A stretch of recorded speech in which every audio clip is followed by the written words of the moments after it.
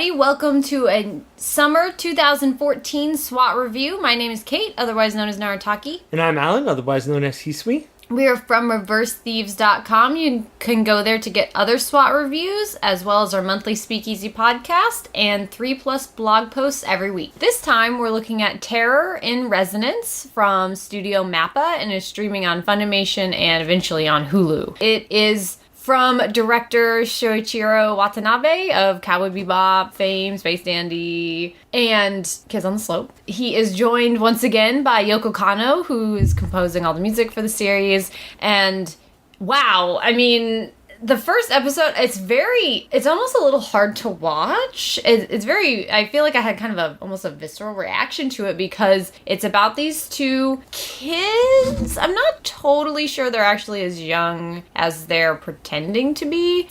Since they call each other this, we'll call them 12 and 9. They are going to high school, but they seem to be terrorists. At the beginning of the episode, they steal some sort of nuclear device from a government section, and there's an awesome, snowmobile chase thing. That reminded my roommate of that scene from Inception. And I was like, snowmobile chase equals good. I just, that's something I enjoy. So then that happens at the beginning, and then it kind of switches, and they seem to be kind of infiltrating this high school, or they've transferred schools, and they're posing as high school students, and then they perpetrate another incident in the city. And they also, when they're originally going to the school, 9 is all try to stay off everybody's radar, and they see this girl being bullied by the pool, and 12 goes and helps her out. And 12's also just very, upbeat. They obviously both have,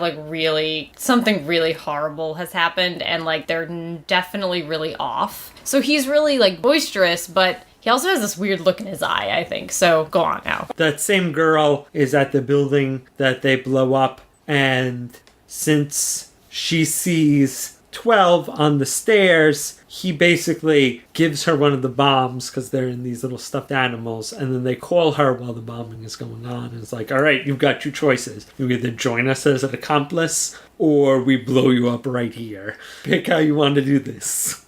And she, is obviously reluctant, but, things happen. It's a pretty serious series. As I said, 12 comes off as boisterous, but, also almost kind of psychotic. Or, mildly psychotic. Or totally psychotic. I mean, they do seem to be terrorists, so... I mean, there is a little bit of glee when he gives 9 the choice to either save her or blow her up. And even when he gave her the bomb, just the look in his eye was so, unsettling for sure. I know that sounds stupid. He's giving someone a bomb. That's pretty freaking scary. But just a certain amount of joy and delight in it. And we see that 9, he's the more calm, even-keeled one, but very cold. But he is having this nightmare, and so we get kind of this flashback and a little bit of information that there's some sort of institute, and they were there as children, and a bunch of children seem to have died. So something in the past is really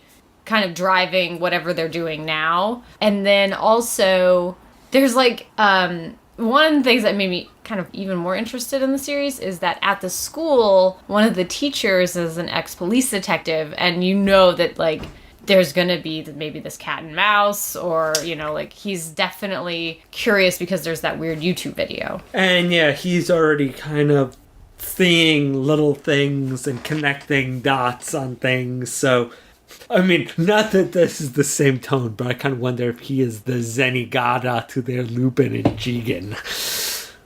Basically the guy who's gonna, be trying to foil their plot, because he's maybe not as good at them, but one step ahead of everybody else.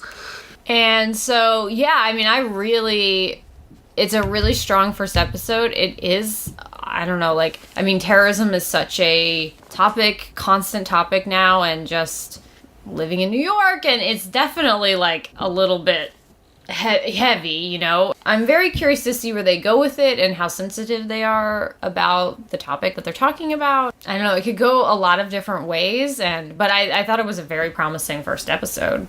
Yeah, I know somebody on my Twitter feed said, oh yeah, I was in Boston during the Boston bombings. And I even went to school with two of the people who were the Boston bombers. So it's like, I want to like the show, but just couldn't help but be skeeved out. So yeah, this is, to use the Twitter term, this is going to be a trigger warning for certain people. So if you've got to bow out of the show, I don't see anything, no shame on you. But I mean, it has a lot of potential, but it's definitely not tossing around light subjects. I don't think that it glorified terrorism in the episode, which again, that's what I'm going to be looking out for, is sort of hopefully a sensitive idea. And let's not forget that just because the terrorists seem like the main characters, that doesn't necessarily mean they're the good guys. And so I'm hoping, obviously we're going to get some backstory here, but there is the detective. I'm hopeful that there's like a more of a balance to it. And,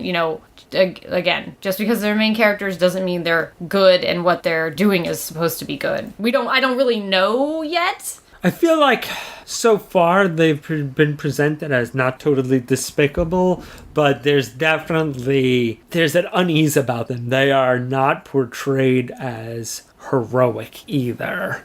But it does sort of seem like we're going to get this story about like why they're doing it, and I don't know if the attempt is being made to sort of show the grayness of a choice like this. I am not saying that is okay.